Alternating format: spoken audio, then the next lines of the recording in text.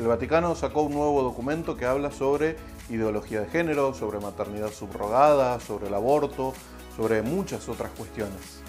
¿La Iglesia está otra vez en contra de la libertad humana? Vamos a ver un poco de qué se trata este documento.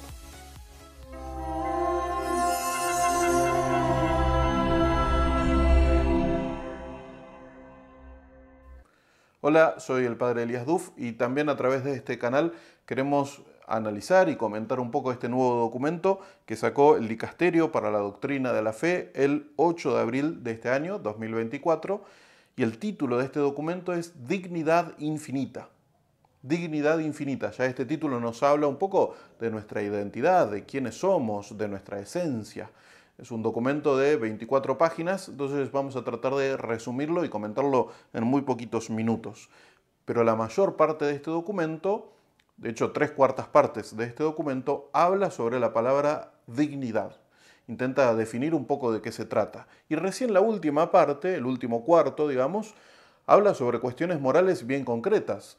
Sobre, como decíamos al principio, sobre aborto, maternidad subrogada, ideología de género, sobre la violencia contra las mujeres y también muchísimos otros temas más que no nos va a dar el tiempo para comentarlo acá, pero que tienen que ver con la pobreza, con los migrantes, con la guerra, etcétera, etcétera. Entonces, lo primero que podríamos preguntarnos es por qué este documento dedica la mayor parte a un tema aparentemente como muy abstracto, un tema filosófico y también teológico, que es la dignidad. ¿Por qué dedica tanto a hablar sobre eso y tan poquito a hablar sobre estos otros temas que son bien concretos y que son claramente súper importantes? Bueno, porque en el fondo la pregunta acerca de la dignidad es la pregunta acerca de nuestra identidad. Es decir, si no sabemos quiénes somos, si no sabemos cuál es nuestra dignidad más profunda, bueno, entonces tampoco vamos a saber cómo vivir. Todos los temas de moral de nuestra fe tienen su origen en nuestra identidad, tienen su origen en nuestra dignidad, en definitiva. Y por eso este documento habla de la dignidad infinita. Y dice, esta dignidad infinita se fundamenta inalienablemente en nuestro propio ser, o sea, en nuestra propia identidad.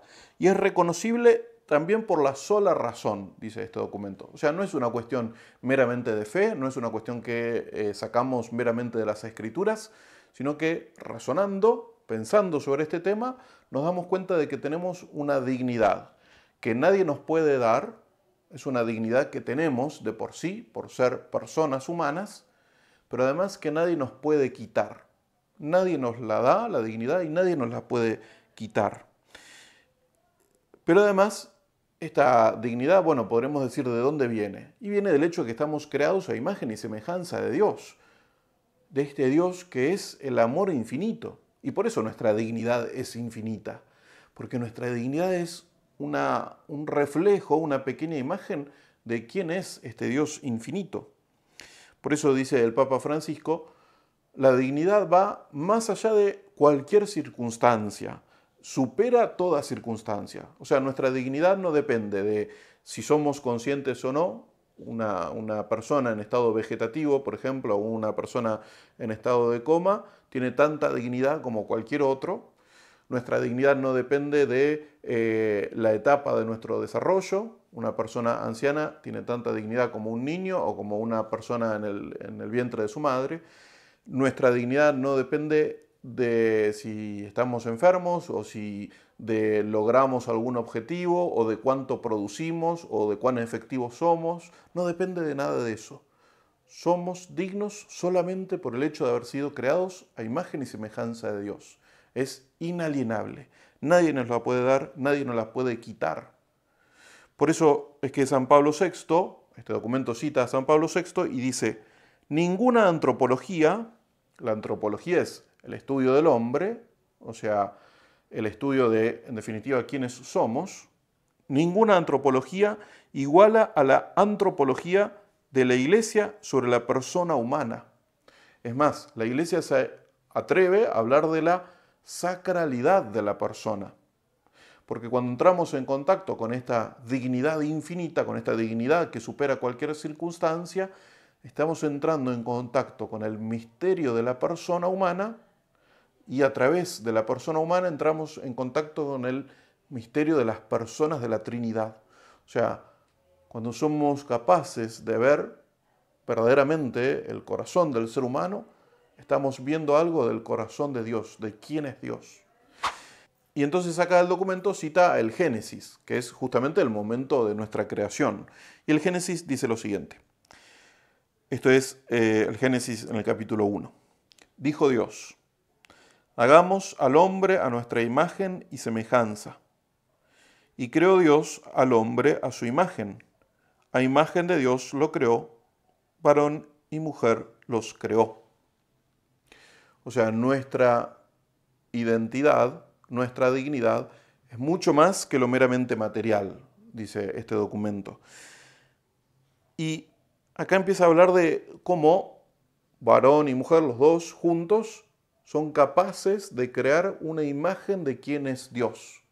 Juan Pablo II, en su Teología del Cuerpo, que es la teología del cuerpo, ese contenido fundamental sobre el que hablamos en este canal, Juan Pablo II dice: el hombre es imagen y semejanza de Dios no tanto en el momento de la soledad, sino en el momento de la comunión. Es decir, el varón y la mujer que tienen por amor la capacidad de entrar en comunión para crear vida, dicen algo de quién es Dios. Dios es esa comunión de amor capaz de crear vida. Vamos por ahí a verlo de forma un poco más gráfica en una pequeña imagen.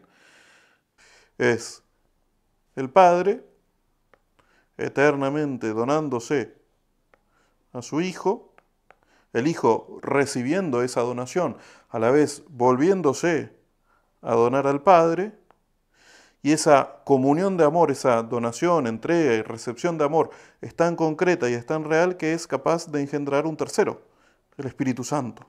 Esa es la Trinidad. Ahora, estamos creados a imagen y semejanza de Dios.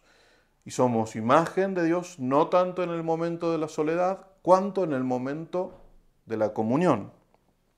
Entonces, ¿quiénes somos nosotros? El varón, que es capaz de entregarse y donarse a la mujer que es capaz de recibir esa donación y a la vez volver a donarse al varón, y esa donación de amor es tan concreta y es tan real que es capaz de engendrar un tercero, al Hijo. Entonces, la comunión de amor del varón y de la mujer, que es capaz de engendrar vida, nos habla de nuestro origen. De hecho, nuestro cuerpo humano visible nos habla de nuestro origen. Si vemos el ombligo nos habla de que tenemos un origen, de que somos hijos. Entonces, porque podemos reflejar esa imagen de la Trinidad, por eso somos hijos. Por eso nos damos cuenta de que somos hijos. Pero nuestra creación, como varón y como mujer, y en cuerpo y alma, no solamente nos habla de nuestro origen, sino que también nos habla de nuestra meta. Es decir, nos muestra hacia dónde vamos. Vamos a esa comunión de amor, que es el Padre, el Hijo y el Espíritu Santo, hacia ese éxtasis de amor y de felicidad que es la Trinidad. Que estamos hechos para la comunión, que estamos hechos para el amor. Y todo eso lo refleja el cuerpo humano visible. Entonces, por eso el documento dice: en esta visión, esta forma de ver al ser humano que es capaz de reflejar a la Trinidad, en esta visión la dignidad se refiere no solo al alma, sino a la persona como unidad inseparable y por tanto también inherente a su cuerpo, que a su manera participa del ser imagen de Dios. Por eso el cuerpo no es algo que tenemos meramente, no es un accesorio a nuestra identidad, no, es parte como fundante de nuestra identidad y de nuestra dignidad. Bueno, de todo este misterio del que venimos hablando, de ahí sale toda la moral cristiana. Si entendemos que nuestro cuerpo es parte fundante de nuestra dignidad, de nuestra identidad, entonces vamos a entender mucho más fácil cómo vivir, porque vamos a vivir una vida acorde al respeto a nuestro propio cuerpo. Por eso, acá el documento cita al Concilio Vaticano II que dice: el ataque a la dignidad convierte a la persona en un mero instrumento de lucro. Si no estamos de acuerdo en qué es la persona humana, si no estamos de acuerdo en qué es la dignidad, entonces dejamos de ver a las personas como justamente personas que merecen ser amadas y los transformamos en objetos para ser usados. En un instrumento de lucro significa objetos para ser usados, vendidos y comprados. Y de hecho muchas de las formas de ataque a la dignidad de las que habla este documento hacen referencia a este punto, en donde la sexualidad se convierte en un instrumento de lucro, en un bien que se puede comprar y vender. De hecho, fíjense cómo este documento ahora sí que empieza a denunciar algunas formas de ataque bien concreto a la dignidad, empieza hablando de la violencia contra las mujeres y denuncia la violencia contra las mujeres de esta manera. Dice: la violencia a las mujeres se da a raíz de una difundida cultura hedonística. Es decir, el hedonismo es: me importa el placer por el placer en sí mismo. No me importa la dignidad del otro, no me importa la identidad del otro, ni su mundo interior, ni qué le pasa, ni nada por el estilo, sino que me importa usar al otro como un objeto de compra y venta, y nada más. Muchos de los ataques contra las mujeres, dice este documento, vienen de esta cultura, de usar al otro solamente como un objeto para mi placer egoísta sin que me importe el otro. A partir de esta difundida cultura hedonística y comercial que promueve la explotación sistemática de la sexualidad. Entonces, muchos de estos ataques contra la dignidad vienen de esto, de una difundida cultura hedonística en donde la sexualidad y el cuerpo humano en específico es un objeto que se puede comprar y vender. El cuerpo no me dice nada de la identidad del otro, no me dice nada de la dignidad del otro. Y por eso otra cosa de la que habla este documento es de la teoría de género, ¿no? O la ideología de género, acá la llama teoría de género. Y dice: esta teoría de género pretende negar la mayor diferencia posible entre los seres vivos, que es la diferencia sexual. Esta diferencia es la más bella y más poderosa. Logra en la pareja del varón y la mujer la fuente de ese milagro que nunca deja de asombrarnos, que es la llegada de nuevos seres humanos al mundo.